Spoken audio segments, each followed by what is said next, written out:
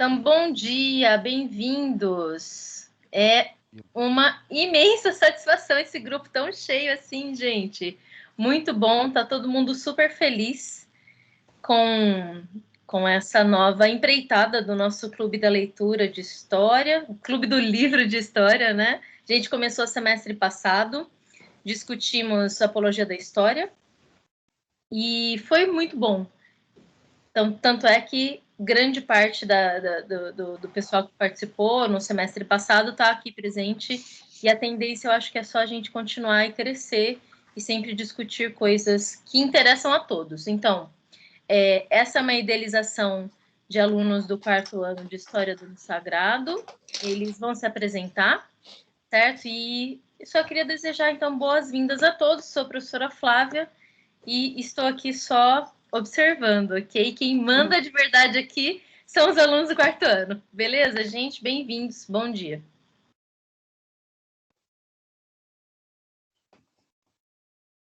Bom dia, pessoal. Para quem não me conhece, meu nome é Gabriela, estou no 4º e último ano de História. E os idealizadores aqui do clube somos eu, o Gustavo, a Samira, a Lara e o Gabriel.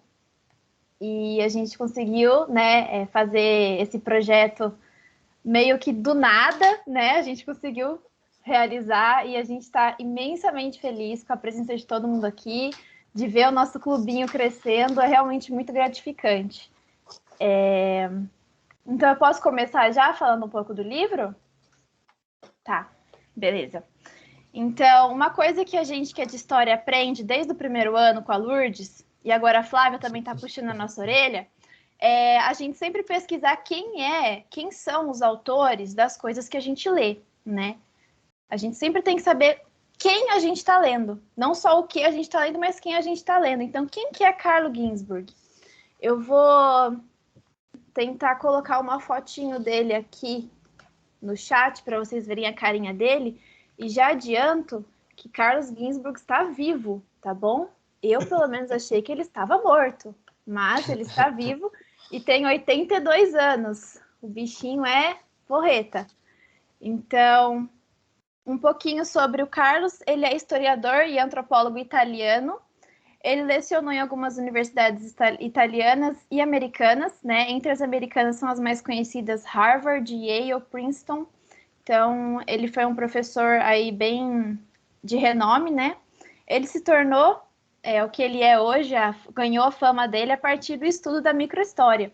E para quem não é de história, eu vou explicar muito rapidamente o que é a microhistória. Ela é basicamente uma análise do macro a partir do micro.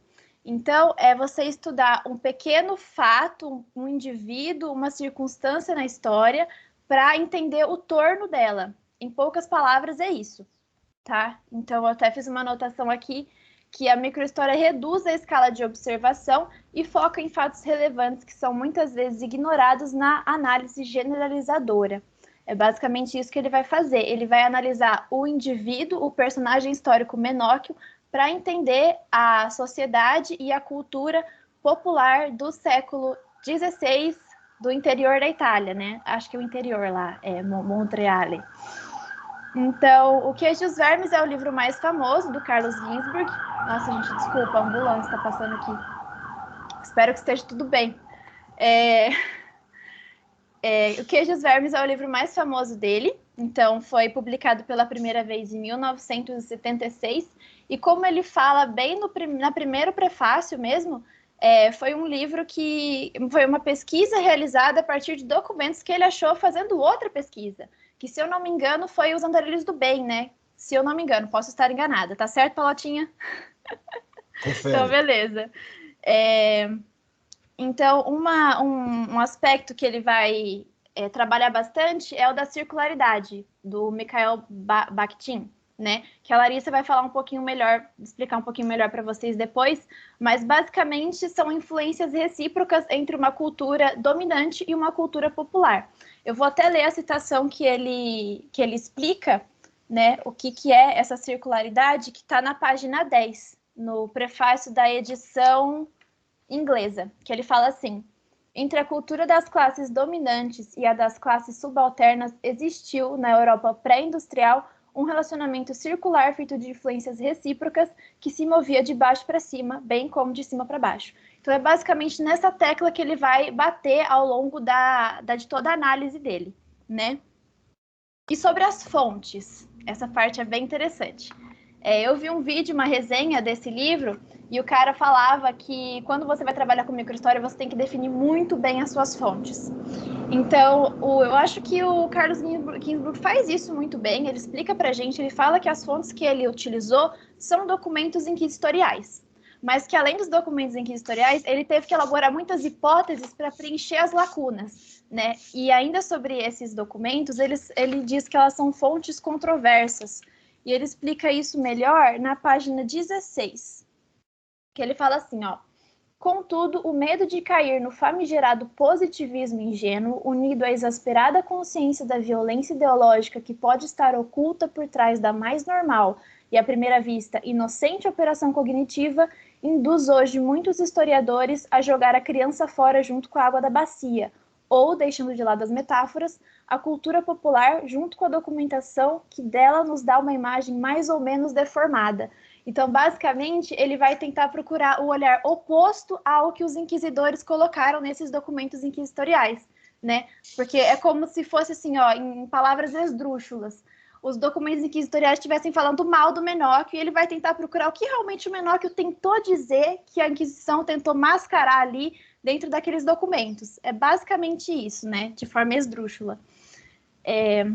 Vou ler mais uma citação aqui para vocês da página 20, que eu acho que ele fala muito bem sobre essa análise da microhistória, que ele fala assim: alguns estudos biográficos mostraram que um indivíduo medíocre, destituído de interesse por si mesmo e justamente por isso representativo, pode ser pesquisado como se fosse um microcosmo de um extrato social inteiro num determinado período histórico. Então, resumo assim de toda a análise que ele vai fazer. A primeira vez que eu li esse livro, eu confesso que eu não entendi muito bem o que ele estava querendo dizer. As pessoas falavam, né, que eu participei de outro clube sobre esse livro, falavam assim, não, esse livro aqui é um livro metodológico, é um livro que você vai entender tudo sobre a microhistória, você vai terminar de ler esse livro, você vai estar sabendo muito bem que é a microhistória. Eu fiquei, não, mas ele só está falando do menor, que só fala, não entendi nada.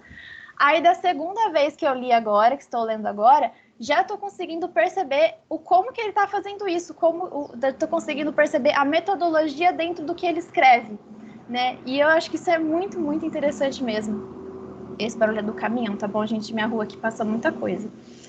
E, bom, da minha fala é isso. E, por fim, eu só queria comentar uma curiosidade, que existe um filme sobre esse livro que se chama Menóquio. Eu vou colocar aqui a imagem também do filme. É um filme de 2018. Eu não assisti, mas eu lembro também que no clube que eu participei, eles passaram pra gente no finalzinho o trecho final desse filme. Eu achei bem interessante eles terem feito isso. Mas, enfim, da minha parte é isso. Espero que eu tenha conseguido contextualizar bem. E agora eu passo a palavra para a Larissa, que vai fazer mais algumas considerações. Gabi, só um minuto. Gente, quem quiser falar e tal, pode abrir o microfone e falar Sim, direto. com certeza. Levanta a mãozinha, né? Mas, antes de mais nada, Gabi, explica para o pessoal como é que funciona essa ideia do primeiro apresentador, segundo comentador, qual que é a nossa dinâmica, né? Tá bom. Então, gente, já adianto aqui para os mediadores, né, que vão participar com a gente, mas para todo mundo entender como que funciona a dinâmica do clube, a gente definiu em apresentador 1, apresentador 2 e comentador. Então, apresentador 1, na primeira sessão do clube, ele vai contextualizar autor e obra, que foi o que eu fiz agora, e nos próximos clubes, ele vai retomar as discussões do clube anterior. Então, a pessoa que for apresentador 1 na semana que vem vai falar um pouquinho resumir um pouquinho o que a gente discutiu hoje, para a gente começar a discutir as outras partes do livro, né? O apresentador 2, ele faz as primeiras considerações, que hoje vai ser a Larissa, então ela vai falar um pouquinho sobre o começo do livro, sobre as partes que a gente leu, vai dar as considerações dela sobre isso. E o comentador, que essa sessão vai ser o Gustavo, ele vai elaborar um questionamento, um ou mais questionamentos, são perguntas mesmo que ele vai jogar, e aí é interessante que vocês respondam, mas essas perguntas, gente, não tem resposta certa, tá bom? Não fique com medo de falar, porque são realmente reflexões, são perguntas para ajudar, para nortear a nossa sessão, né? Para a gente realmente refletir sobre o que a gente leu, tá? Então não tem resposta certa, não precisa ficar com vergonha de falar. É realmente para a gente refletir junto, tá bom? E não vão ser só nós três, tá bom? A mediação ela vai girando, a gente quer ter uma rotatividade aí de mediadores e a gente espera que cada sessão alguém possa ficar, né, numa parte diferente aí da mediação, para não ficar sempre as mesmas pessoas falando. Mas eu acho que é isso, tá bom?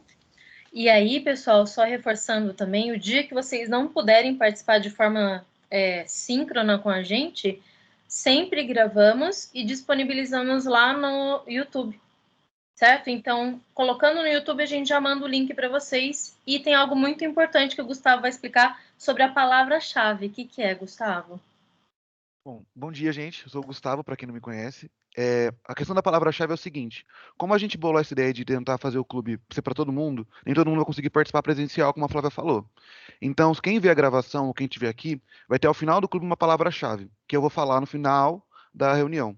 Essa palavra-chave vocês anotam, e aí no final do clube vão ter 4 palavras-chave por sessão. Uma palavra-chave por sessão. Então vão ter 4 no final. A gente vai mandar um documento para vocês preencherem. Preenchendo com as 4 palavras, vocês garantem o certificado completo. Tudo bem? Então é assim que a gente bolou a ideia para conseguir fazer com todo mundo ganhar certificado. Tá bom? Mais ou menos isso. Pode falar, Palota. É uma questão técnica só. Eu não estou tendo acesso ao chat e a Gabriela colocou a imagem do Carlo Ginzburg, etc. Como que eu faço para ter acesso? É uma falha de migrante digital, né? Mas... Eu acho que talvez você não esteja na equipe. Eu vou ver certinho. E aí, se não tiver, eu já te coloco, tá? Aí Obrigado. você consegue ver. De nada.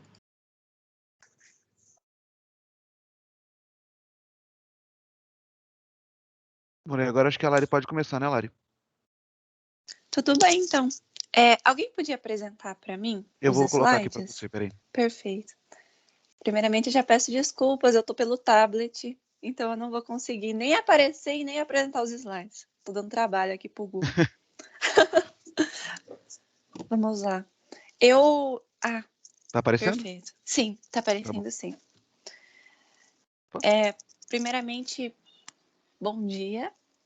Eu me chamo Larissa, sou do 3º ano e estou aqui com vocês para falar um pouquinho sobre as primeiras páginas do livro, que são da 31 a 56, como a gente escolheu. E também escolhi, por meio dos slides, destacar alguns trechos que eu acredito que sejam de suma importância para que nós discutimos eles e também refletimos melhor as ideias de Menóquio, porque as 2 citações são ele falando ali nos interrogatórios. Bom, de início, nós conhecemos o Domênico Scandella, não sei como fala assim, Scandella, o Menóquio, que nasceu em 1532, em Montereale, numa pequena aldeia do interior da Itália, assim como a Gabi disse, que tinha profissões até interessantes para o período. Ele era magistrado e também administrador da paróquia. Vale lembrar que, como administrador da paróquia e magistrado, ele possuía conhecimento em letras, um pouco de latim e também em soma. Bom, e ele começa a fazer sucesso entre as pessoas da sua comunidade, justamente porque vai até elas e começa a discutir sobre temas e expor a sua opinião, que não era tão comum assim, né? Agora, aqui eu destaco um trecho do que era a cosmogonia para ele. Esse trecho, aliás, que ele apresentou em um dos interrogatórios. Quanto ao conteúdo heterodoxo desse tipo de prédica, não é possível ter dúvidas, principalmente no momento em que Menóquio expôs sua singularíssima cosmogonia, da qual o Santo Ofício já ouvira comentários confusos. Vamos lá. Eu disse que, segundo o meu pensamento e crença, tudo era caos. Isso é, terra, ar, água e fogo juntos. E de todo aquele volume e movimento se formou uma massa, do mesmo modo como o queijo é feito do leite e do qual surgem os vermes. E esses foram os anjos. A Santíssima Majestade quis que aquilo fosse Deus e os anjos. E entre todos aqueles anjos estava Deus. Ele também criado daquela massa. Naquele mesmo momento. E foi feito Senhor com 4 capitães. Lúcifer, Miguel, Gabriel e Rafael. Aí vocês já observam, né, a maneira como ele se expressava nas questões religiosas e por que dele ter sido denunciado ao vigário geral, né? Vocês vão ver a figura do vigário geral muito importante aí, quando as pessoas iam até ele e comentavam sobre o Menóquio. Então, Ginsburg começa falando um pouco da reação dos conterrâneos de Menóquio, que não era nenhuma hostilidade, mas também não concordavam com Menóquio. Eles apenas estavam ali para ouvir. Tem alguns comentários que até dizem que Menóquio era um homem de bem, o que é muito interessante. E não havia esse tipo de hostilidade, mas uma reprovação, né? Principalmente quando iam ao vigário geral e falavam as suas versões sobre o que o Menóquio estava fazendo, corrompendo as pessoas ali. Vale lembrar do desrespeito à hierarquia. O Ginsburg começa falando dos temas que Menóquio interrogava as pessoas, de respeito à hierarquia, as diferenças com o padre de Monteriale, né? O próprio padre que acabou o denunciando. Então, porque ele não comungava há 4 anos na paróquia. E por conta disso, ele é denunciado. Há o primeiro interrogatório, que vai de 4 de fevereiro a 8 de março. Há um recomeço do interrogatório e depois que se inicia depois em 1º de maio. Ou seja, há 4 grandes interrogatórios no primeiro momento e depois isso é recomeçado por questões administrativas. Então, é bastante coisa que o Ginsburg disponibiliza para a gente no primeiro momento sobre as opiniões de Menóquio. Você poderia passar para mim? Ah, não, antes. Aqui? Sim. Tá. Ah, não. Voltou. Voltou? É que você está lagado. Sim. Vê se está agora. Ah, perfeito, perfeito. Quanto a esses temas, eu destaquei 2 importantes, que anteriormente é a cosmogonia dele e agora o que ele criticava, que foi o que mais Ginsburg destaca nesse início, que é a opressão aos pobres, a riqueza dos membros da igreja, que ele não curtia muito, e a ideia que ele tinha de equivalência de todas as fés, a recusa dos sacramentos, que ele achava que eram mercadorias. E eu vou ler esse trecho para vocês, que fala justamente de todas essas temáticas. Ô, Lari, espera só um minutinho, a Ana Luísa acho que quer comentar alguma coisa. Pode falar, Ana Luísa. Eu queria falar que a Maria Júlia Cardoso, ela não está conseguindo ouvir, ela não está conseguindo acessar a reunião. Ué, ela tá pra gente, mas ela não tá ouvindo. Aí eu não sei como. Ah, tá. Aí, nesse caso de não estar ouvindo, pode ser alguma configuração dela mesma. Ana Luísa, se você puder pedir para ela sair e entrar novamente, de repente abre, tá? Às vezes ela clicou em alguma coisa, uma configuração. Você consegue falar com ela? Consigo, sim. Obrigada, viu? Eu que agradeço. Desculpa. Imagina. Imagina, tudo bem. Então, voltando, esse trecho mostra um pouco das temáticas as quais ele discutia, que eram um pouco chamativas. A exigência de uma igreja que abandonasse seus privilégios, que se fizesse pobre com os pobres, ligava-se à formulação, na esteira dos evangelhos, de um conceito diferente de religião, livre de exigências dogmáticas, resumível a um núcleo de preceitos práticos. Uma tal religião simplificada não admitia para Menóquio limitações confessionais.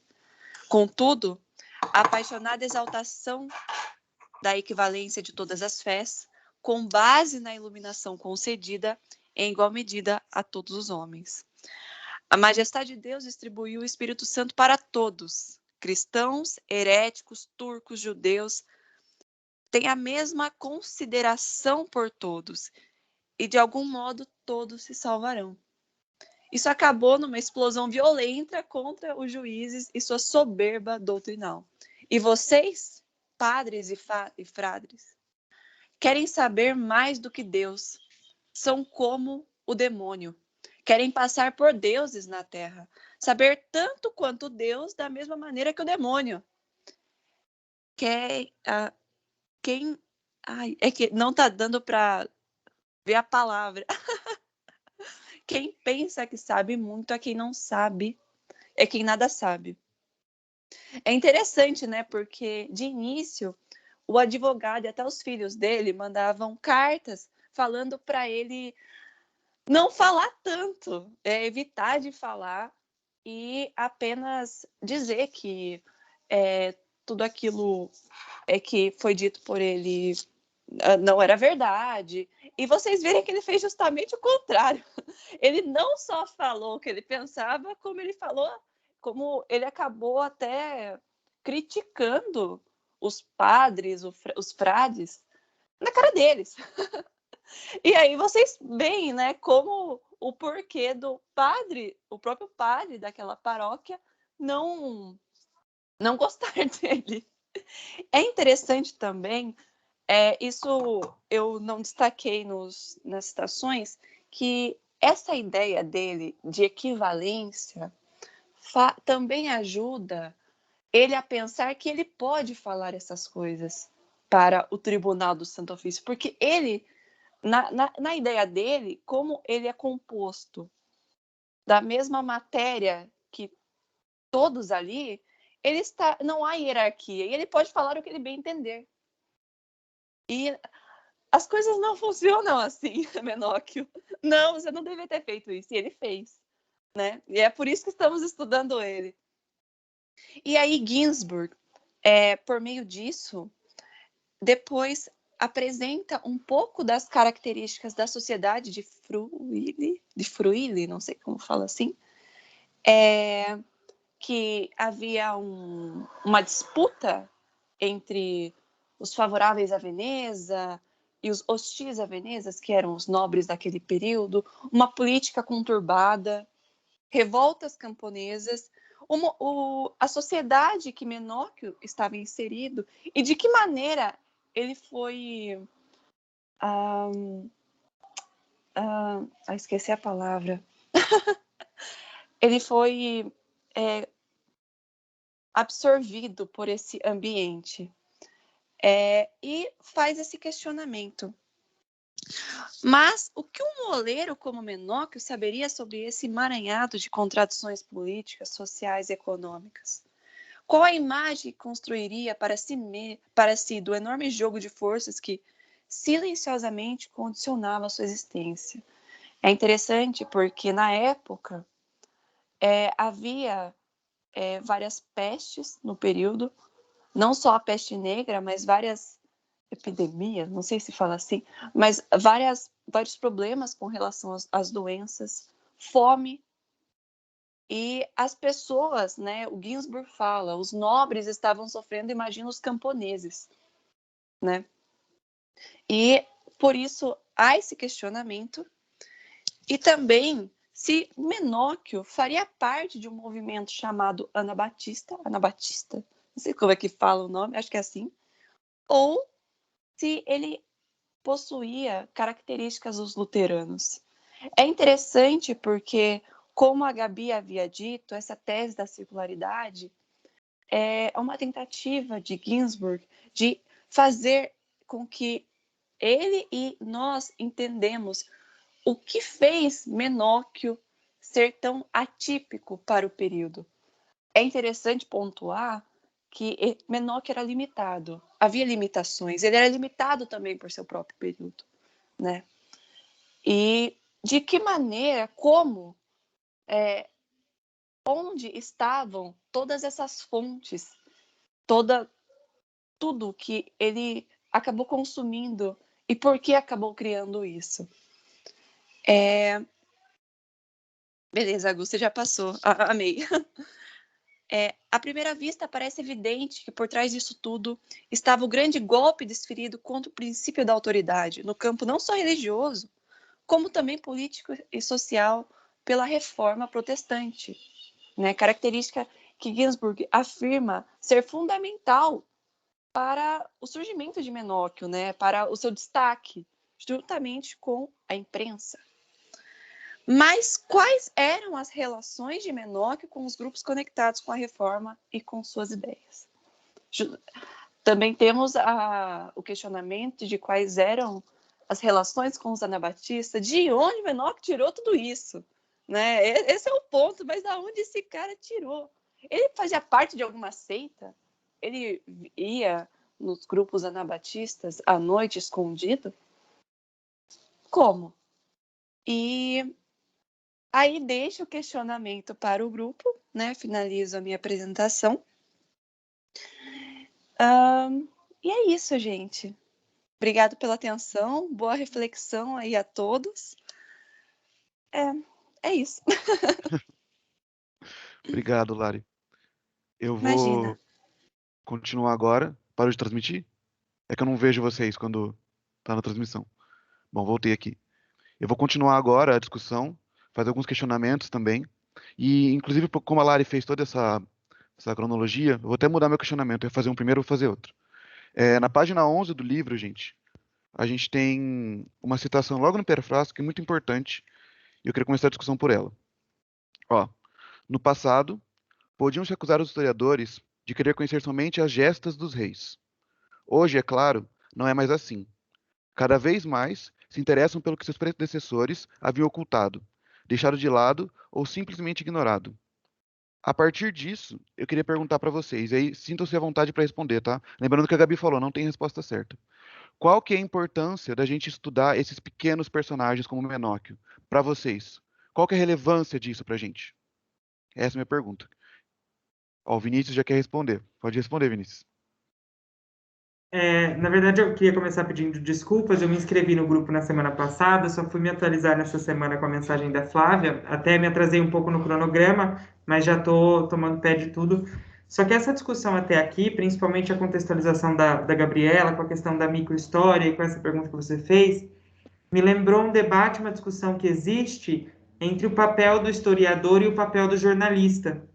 E isso me trouxe, fiquei pensando sobre o jornalismo literário, por exemplo, né, que estuda determinados casos, determinadas pessoas, determinados indivíduos, e a partir dessa pessoa e desse contexto expande a discussão para um outro nível ou ajuda a construir uma linha do tempo na história atual, no caso. Eu me lembrei muito do livro Cova 312, que é uma grande reportagem literária da Daniela Arbex, na qual ela estuda o desaparecimento de um militante durante a ditadura militar, e ela utiliza, né, um dos materiais de apuração são os documentos da ditadura, e ela pega os documentos da ditadura e analisa eles de uma outra forma, assim, como a Gabi comentou sobre os documentos inquisitoriais. Então, essa foi a conexão que eu fiz entre a microhistória, o jornalismo literário e essa reconstrução da história através desses pequenos personagens e da contextualização, da contestação de certos documentos, né, oficiais de cada época. Ô, Bona, só se apresente, diga que você é jornalista e espero futuro historiador, que você venha para o lado negro da força com a gente aqui na história. Eu sou veterano do curso de jornalismo, perdão, inclusive, meu nome é Vinícius Bonafé. Me apaixonei pelo estudo da história numa aula que eu tive com a Flávia, de Ética e Cultura Religiosa. Depois também já tive contato com a Lourdes para um projeto de extensão que a gente fez. A gente fez um programa na Web Rádio sobre feminismo e a Lourdes foi uma das convidadas. E estou muito feliz por estar aqui com todos vocês. E quem sabe sobre o curso de História? Não tiro das possibilidades. Muito obrigado pela contribuição, viu, Vinícius? Tem mais gente com a mão levantada? Deixa eu ver. Alguém consegue ver para mim? A Evelyn, pode A falar. Evelyn. Pode falar, Evelyn. Oi, pessoal, tá dando para me ouvir? Tá sim. Eu acho que essa pergunta que o Gustavo fez, do porquê, né, estudar esse indivíduo, eu acho que tem alguns pontos que me vêm à cabeça. Eu estava lendo o prefácio, eu sempre acho interessante livro que tem prefácio grande, porque parece que o autor quer passar ainda mais coisa, ou uma visão diferente, ou meio que ele quer guiar a gente. E normalmente, quando eu li, eu não gostava, assim, dessa introdução do que eu queria para a história, mas hoje eu entendo que traz muita coisa, assim, traz muita visão para você se preparar. E eu acho que o grande ponto que pegou para mim foi essa massificação que a gente vê hoje. A gente trata muito a cultura como uma massa. A gente fala de cultura de massa, a gente até critica. Algumas culturas são criticadas por serem massificadas, por serem de streaming, por serem muito grandes. Só que a gente usa isso como um jeito de estudar melhor, porque quanto mais a população cresce, mais difícil é estudar o indivíduo. Porém, no caso, por exemplo, do Menóquio, é importante estudar o indivíduo porque a massa é composta por pequenos indivíduos. E elas não são necessariamente uniformes. E se a gente vai começar a entender o porquê que ele agia assim, no caso até ele se destoa um pouco, né, do que a gente tem de conceito aí de massa, porque ele fala algumas coisas, e até no livro ele questiona como que ele sabia, ele, ali na página 40, em torno, ele começa a dar um contexto econômico, né, de Veneza, e depois ele questiona se o Menóquio tinha conhecimento de toda essa questão econômica e por que que ele falava que a igreja estava aí oprimindo a classe mais pobre. Então, eu acho que estudar o indivíduo traz uma noção muito melhor de que primeiro que a massa, a sociedade e o coletivo, ele não é linear e que ele tem sim pontos diferentes e permite com que a gente tenha fragmentos melhores. Eu achei muito interessante esse ponto dele falar que nem a Gabi trouxe dos documentos de inquisidores que ele queria estudar, porque meio que é o que tinha. Então, ou ele tinha opção, como ele diz, de não estudar, ou ele tinha opção de estudar o que era ali, mesmo que talvez fosse meio enviesado, mas era o que ele tinha de relato. Então, acho também a gente vê muitas questões aí de whitewashing que a gente vê na história, como que a gente sempre tem uma outra versão, que não necessariamente é a versão original. Então, eu acho que essa importância de estudar esse indivíduo, assim, vem de ter uma visão um pouco mais clara, menos tendenciosa, até menos empírica, eu acho. Supor menos e ter mais dados. Muito obrigado, Evelyn. Eu acho que é por aí mesmo, porque a gente veio muito isso na graduação também, a questão de que as massas eram passivas. A gente vai quebrando essa ideia ao longo da graduação também, que as massas recebiam a cultura de cima, e era isso. Sim, exato. Mas aí a gente vai quebrando. Inclusive o Ginsburg faz isso, né? Quando a Larissa também falou da questão da circularidade, né? Não, as massas também tinham cultura, que também era admitida por essa pessoa, pelo esse pessoal da elite, e criava esse círculo. É muito o que você falou, assim. Muito obrigado pela contribuição, viu? Verdade. Imagina. A dona Lourdes quer falar? Por favor, Lourdes. Eu gostaria de fazer duas observações, gente. Uma do que o Vinícius estava comentando, de nós entendermos bem essa questão da microhistória, também como a Gabriela disse, e o contradiscurso, que é essa proposta que vocês já ouviram falar da história a contrapelo. Então, a gente pega uma versão, né, que vem de um grupo que é o da igreja, aí, que vai falar desse moneiro, desse grupo popular, mas como que o Ginsburg tenta fazer uma leitura ao revés, né, tentando buscar quais seriam os pontos de vista do moleiro. Então, né, para vocês entenderem bem a questão dos termos, então isso seria a história a contrapelo ou contradiscurso. Então, esse é um aspecto. E um outro, eu acredito que seja importante, vinculado ao que a Evelyn estava comentando, que é o próprio conceito de cultura popular. que nós usamos, né? E também existe um histórico sobre esse conceito. Ele surge no século XIX e a ideia até então era que existia apenas uma cultura, a cultura dominante, né? E no século XIX começa a se refletir, então, peraí, né? Será que é só mesmo uma cultura? E vai se criando a ideia de uma outra cultura, mas ela é sempre imperfeita, ela sempre absorve aspectos, ela consome aspectos dessa cultura dominante, mas ela é sempre imperfeita, deteriorada. E efetivamente o termo vai sendo cunhado no século XX, em particular na metade do século XX, com o processo de descolonização da África, da Ásia, né? Porque fala assim, bom, há uma resistência em relação a essa ideia de deteriorização e vai se pensando, não existe só uma cultura, existe a cultura popular, né?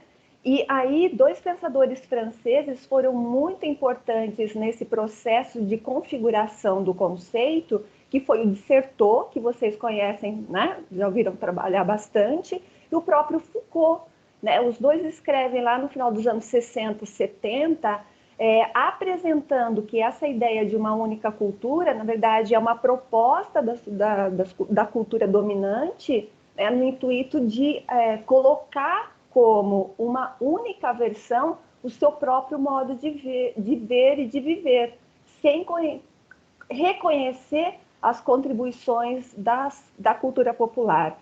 E avançando ainda um pouco mais dos anos 90, 2000, aí isso que a Evelyn estava falando, né? Hoje não se reconhece apenas a cultura, até esse conceito também é criticado, né? Cultura dominante, cultura dominada, cultura superior, cultura inferior, porque também traz uma carga pejorativa muito grande, né? Então, não mais uma cultura, mas culturas, tanto dos grupos mais abastados quanto dos grupos populares. Então, é interessante a gente ver que a própria construção dos conceitos envolve também embates de ideia, embates entre os diferentes grupos, para mostrar e para delimitar espaços na ordem social. Era isso, gente. Obrigada. Obrigado a você. A Evelyn levantou a mão de novo? Ou não? Oi, gente, só para aqui, eu achei muito interessante isso que a Lourdes comentou, e eu não sabia nem desse conceito de cultura que foi sendo criado depois, apareceu depois, mas é uma coisa que me faz pensar muito, assim, primeiro que no livro ele fala sobre como que as duas culturas se influenciam, né, a cultura dominante, abre aspas, aí, e a cultura popular, que elas acabam pegando aspectos uns dos outros, mas é que eu fiquei até, e o pessoal de história pode, obviamente, colocar muito melhor, mas a parte onde o livro se passa, porque eu fiquei pensando que época que era isso, e ali 1500 e tudo mais, era o pico aí do que a gente chama, né, da Idade Média, se não me engano, dessa questão da igreja e dessa questão dessa, né, que o pessoal costuma chamar aí Idade das Trevas, vamos dizer assim, e que a gente sabe que não necessariamente, né, é um 100% verdade, mas uma coisa que eu observo muito é que logo depois disso a gente tem o iluminismo e aí as mudanças de ideias, e a gente observa muito como que essas ideias mudaram, essa cultura, só que a gente não sabe como que a cultura para o povo ficou.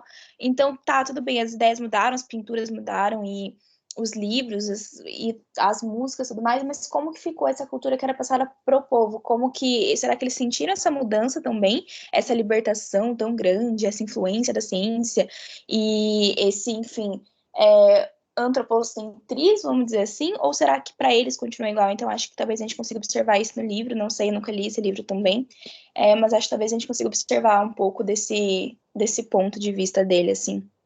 Sim, eu acho que o mais importante também dessa questão do Carlo Ginzburg, quando ele traz o Menocchio, era a gente quebrar essa ideia de passado estático, sabe? Porque a gente está acostumado a ver um tipo de passado, e aí quando a gente olha pro caso do Menocchio, a gente vê, não é só esse jeito aqui. O passado, na realidade, gente, ele é muito moldável. Isso que é o mais interessante, a gente costuma ver algo paradinho, bonitinho ali, mas não. Ele muda de acordo com a nossa visão, com o nosso interesse. Então, isso que você falou, Evelyn, é muito verdade. Até essa questão de Idade das Trevas ou não Idade das Trevas, é como a gente está olhando para aquele momento. Então, isso vai mudando. Sim. O Marco levantou a mão também? Pode falar, Marco. Bom, primeiro, bom dia a todos os que eu não cumprimentei ainda.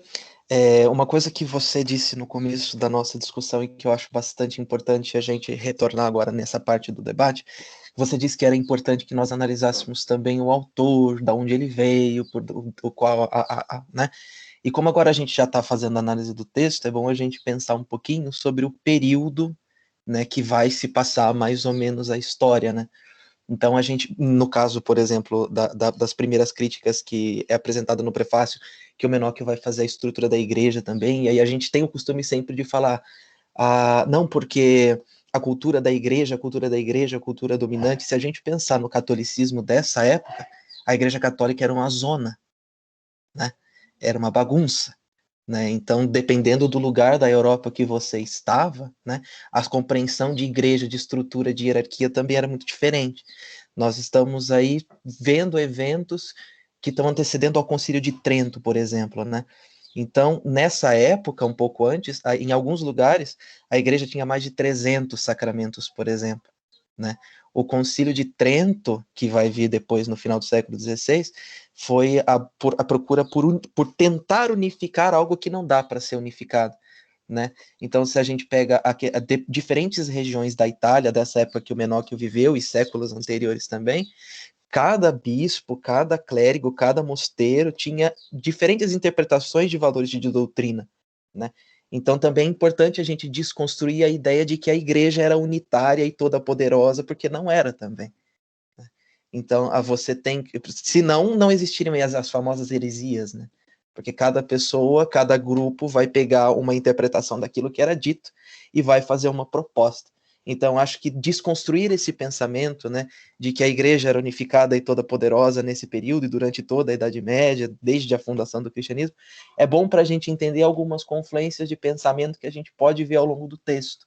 Né? Na região que o Menóquio vivia, como é que a igreja lidava com tais assuntos? Né? Isso tudo é importante para a gente também fomentar um debate um pouco mais abrangente, mais aberto. Né? Flávia, antes de passar para você, a Evelyn escreveu aqui no chat, acho que o Marco poderia também comentar o que seriam sacramentos. Sacramento, se a gente for pegar, ser mais estrito, é aquilo que a igreja diz, aquilo que a igreja pensa, de que é de formulação sagrada, aquilo que é mandado de Deus, para que o homem consiga se relacionar com Deus. Né? Então, são ritos, são valores de doutrina que o homem faz para ter esse contato, né? Só que nessa época, hoje em dia, no valor católico, existe aquilo que é sacramento e aquilo que é sacramentário. Né? Então, por exemplo, o batismo é um sacramento e a água benta é um sacramentário. É uma visão, é uma forma de você ter contato ali com o divino, entende? Ou pelas mãos de Deus, no caso do sacramento, ou pela mão dos homens, no caso do sacramentário. Naquela época, se a gente pega, por exemplo, um pouco antes, né? Nós lemos um texto, acho que em Medieval 2, não me lembro, que fala sobre a instituição dos cavaleiros, que era uma liturgia diante do bispo. Aquilo era um sacramento, por exemplo. Né? Então, porque também o valor, a ideia que se dá de sacramento muda ao longo do tempo. Porque se não mudasse, nós continuaríamos tendo mais de 300. Então, o valor que a Igreja Católica tem de sacramento hoje, essa coisa que vem de Deus para o homem, ela é resultado do Concílio de Trento. Né? Ela é basicamente resultado do Concílio de Trento. Anterior a isso, então, era diferente. Tanto é que, se você pensar na lógica da estruturação da igreja, antes do Concílio de Trento, os bispos tinham muita autoridade, né? A autoridade de declarar coisas que, depois do Concílio de Trento, ficou fechado a figura do Papa, né? Então, hoje sim, hoje são 7, Gabriela. Então, se a gente pensar nessa estrutura, né, o Trento, né, teve o problema com a reforma protestante, mas um dos grandes objetivos desse concílio, falando dessas grandes divergências dentro da igreja, era buscar centralizar o poder, né? Né? Se a gente pensar, a gente nunca pode pensar, tanto na igreja quanto em qualquer outra coisa relacionada à religião, que os concílios são feitos unicamente pensando no dom espiritual das coisas. Essas atitudes são de política e são de relações de poder. Né? Então, era um poder que a igreja podia ter, que estava se esvaindo, que estava se sedimentando, e para que não se perdesse, então, buscou a centralização na mão de uma hierarquia muito bem rígida e estruturada. Né?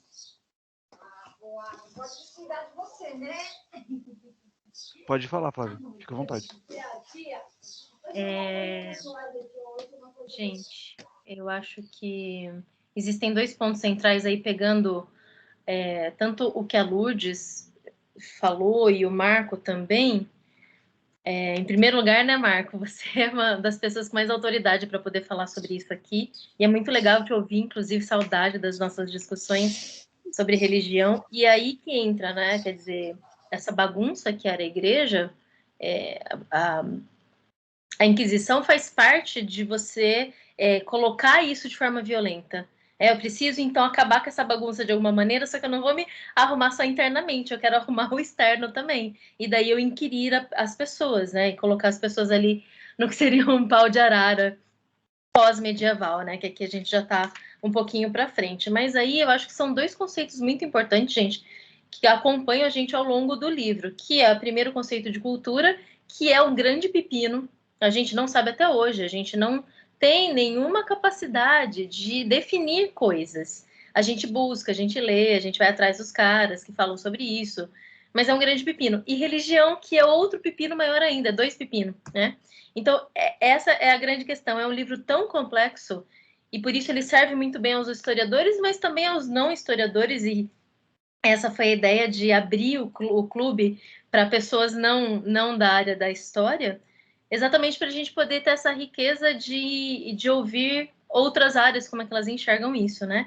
Aí lá na página 16 ele vai falar sobre a questão da fonte, de, poxa, eu estou pegando aí uma fonte que não é objetiva e tal, e aí bem no comecinho lá da página 16 ele diz assim, o fato de uma fonte não ser objetiva, entre aspas, mas nem mesmo inventário objetivo, não significa que seja inutilizável.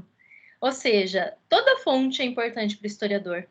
Toda, qualquer, né? Faz parte disso. E aí lá na 18 que ele vai trazer uma definição, né? Essa discussão sobre a questão da cultura, que eu acho que abre muito para a gente continuar o debate, né?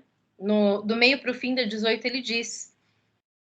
Legoff começou... Não, peraí. Até que ponto os eventuais elementos da cultura hegemônica encontráveis na cultura popular são frutos de uma aculturação mais ou menos deliberada ou de uma convergência mais ou menos espontânea e não ao contrário, de uma inconsciente deformação da fonte, obviamente tendendo a conduzir o desconhecido ao conhecido, ao familiar? Então é isso, né? E é aí mais para frente que ele vai dando essa forma do que ele chama de circularidade, que eu acho que é um dos fatores também mais importantes aqui, né? Marcos, você quer falar? Não? Tá com a mãozinha ainda, eu vou abaixar sua mão. Fechou, gente, era isso que eu tinha para falar por enquanto. Eu acho que bom que você falou disso, Flávia, porque era inclusive minha segunda questão. Mas antes de fazer a segunda questão, gente, a palavra-chave de hoje, prestem atenção e anotem, sacramento, tá bom? É a palavra de hoje, tá? Eu gosto de fazer temático, hoje foi sacramento, tá bom? Então, a segunda pergunta vai muito no que a Flávia estava falando, gente. Agora é muito pessoal mesmo, eu quero ver o que vocês pensam, porque tem muita gente aqui que é de fora, eu quero ver o que vocês entendem.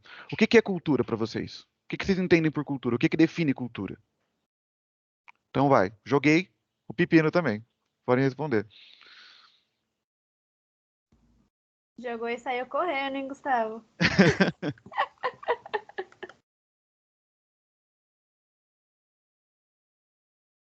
Você quer começar, Gabi, já que você abriu o microfone? Eu não vou responder isso, não. Vou deixar para os outros responderem. Vou me abster dessa vez. Gente, eu também. Bom, ainda bem que a Flávia já falou que são pepinos, porque aí a gente já tem consciência disso, mas a definição de cultura que ficou na minha cabeça foi quando, hoje eu curso publicidade, né, mas eu cursei 1 ano de Direito, e eu tive antropologia ali no primeiro ano, pra gente entender, e o professor passou um conceito de cultura que basicamente era uma junção de costumes e histórias e pessoas, conhecimentos que definiam um povo. Então, é um conceito, assim, bem abstrato e bem aberto. Eu acho que depende muito, hoje em dia teria que ter alguma coisa mais rica para definir isso, mas eu sempre penso assim, porque a gente aprende muito sobre a cultura que ela é moldada. Então, acho que como a língua, que a gente diz que a língua é viva, a gente tem que entender que existem variações linguísticas, que existem diferenças, a cultura é igual. Então, acho que hoje eu vejo essa cultura, sim, como ao mesmo tempo que uma representação da sociedade, um fruto da sociedade. Então, meio que ela define, mas ela também deriva. Então, acho que, de alguma forma, eu definiria assim, essa é a definição que fica na minha cabeça. Obrigado, Evelyn. Eu concordo muito contigo, porque, ainda mais quando a gente olha para o Menoque, por exemplo, olhando as fontes, a gente vê vários tipos de culturas que o Menoque foi absorvendo, talvez, ou aprendendo junto, ou até influenciando, que vão dar norte para a tese dele, né? Para a visão de Sim. mundo que ele tem. Não é uma coisa só, são várias diferentes. Então é mais ou menos nessa ideia que eu concordo também. O Vinícius também levantou a mão? Pode falar. Isso, concordando com o que a Evelyn disse, tem uma coisa que a gente aprende na comunicação, é que a cultura é moldável, porque a cultura, de certa forma, dita a comunicação.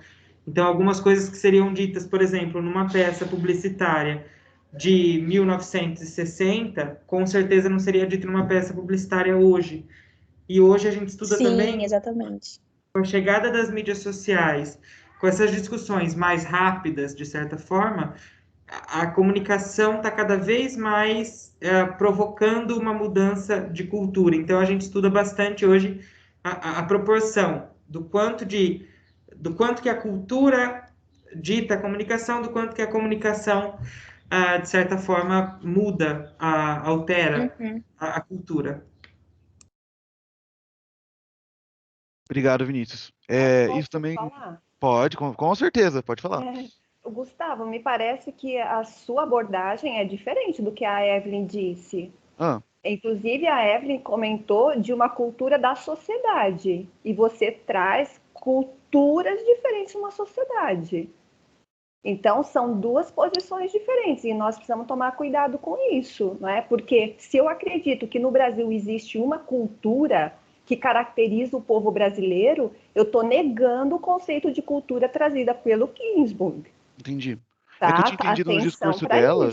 Eu tinha entendido no discurso dela que ela estava falando dessa questão de várias diferentes. Não senti essa questão homogênea que você está falando agora. Evelyn, você acredita mais nessa questão homogênea? Por exemplo, tem uma cultura brasileira? Não, especialmente na cultura brasileira, eu acho que por regiões que a gente sempre vê, eu acho que não tem como definir uma só. Eu acho que quando eu digo cultura de um povo, toda cultura ela vai ter pontos de encontro, porque a gente tem alguns pontos, língua, por exemplo, que é ponto de encontro, mas não. Eu acredito muito nisso, que a gente tem muita diferença, porque depende muito da influência que teve, né? E às vezes um lugar tem duas culturas diferentes. Então, por exemplo, em São Paulo, a gente tem muitos imigrantes dentro do país, que vieram de outra região para cá, e isso influenciou a cultura daqui também. Então, acho que às vezes a gente acha que é uma bagunça, porque não tem nenhuma cultura definida. O Brasil, a gente vê muito isso, o Brasil é uma mistura de tudo, mas, na verdade, essa mistura, ela é uma cultura, só que formada de várias outras. Eu acho que isso entra muito no que a Flávia estava falando, de tentar definir as coisas, entendeu? Por isso que eu concordei. Porque a gente sempre tenta definir, mas é muito complicado da gente conseguir. Porque, por exemplo, cultura africana. Eu escuto muito isso hoje quando eu trabalho lá no museu, que eu estou recebendo coisa do Museu Afro. Isso aqui é cultura africana. Qual? Cultura africana? Porque é um continente imenso. Do que a gente está falando ali? Qual cultura? Qual das culturas imensas que tem ali? Então, é por isso que eu concordei com ela, porque eu consegui entender que, tipo, mesmo que ela tente definir, ela ainda assim vê diferenças nessa questão maior. Alguém mais quer tentar responder? Só mais uma observação, né? Eu vejo assim que a gente aprendeu a ideia de que um país tem a ideia de nação do século XIX, com um país, uma língua e uma cultura, e que para nós ainda está muito forte a necessidade de um país ter uma cultura, né? E não vejo assim, eu vejo como que essa é a grande discussão aqui que a gente faz de pensar no Brasil, e isso a gente pode analisar para qualquer outro país, a composição de muitas tradições culturais diferentes. É isso, e ainda assim isso não descaracteriza ser brasileiro, né? Então é interessante. E aí o Vinícius já trouxe uma outra ponte, que é pensar na cultura de massa, que é uma discussão bastante atual, porque é assim pensarmos, não é, com o avanço da perspectiva capitalista, do modo de viver capitalista, será que está acontecendo uma homogeneidade cultural, né, no mundo que vive o capitalismo? Também há uma discussão muito ferrenha em relação a isso, de ver que, apesar disso, existem características de resistência, formas de se opor a essa homogeneização trazida pelo capitalismo. Então, tem muita coisa aí para discutir. Pode falar, Fábio. Tá mutado, professor.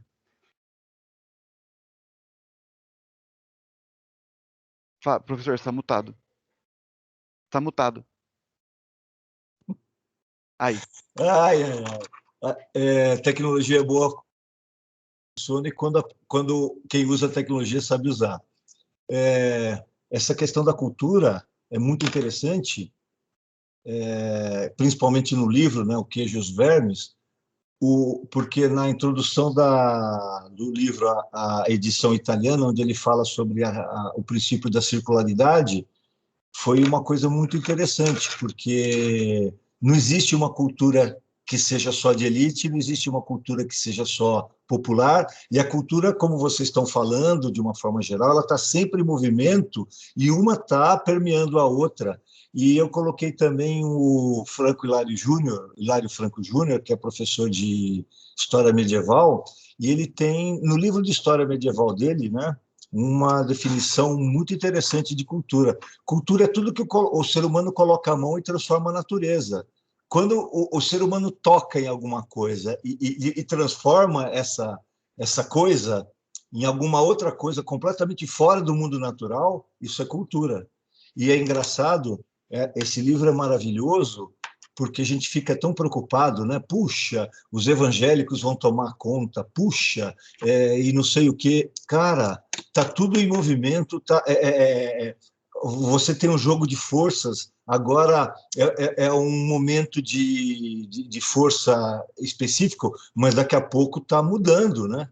Como o Marco falou, se não fosse movimento, se não fosse jogo de força, nós teríamos ainda uma Igreja Católica com herança medieval, 300 sacramentos, e está tudo sempre em movimento. E apesar da homogeneidade que nos traz o capitalismo, como a Lourdes levantou, sempre vai haver resistência, e não resistência no sentido que a gente possa imaginar, resistência armada, alguma coisa desse tipo, mas sempre alguém que vai olhar para aquilo e vai falar, puxa, mas será que é desse jeito mesmo? Será que eu não posso fazer diferente? E no momento de totalitarismo, nem que seja escondido, né? Então é isso. Muito, muito obrigado, Paulota, pela contribuição também. Pode falar, professora, pode falar. Você ia falar alguma coisa?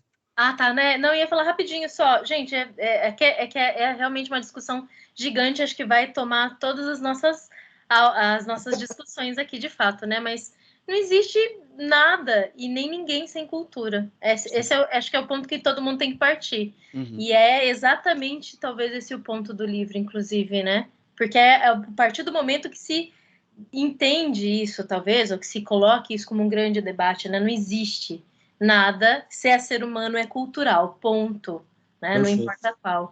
Lari? Eu queria voltar um pouco o foco no que o Ginsburg finaliza.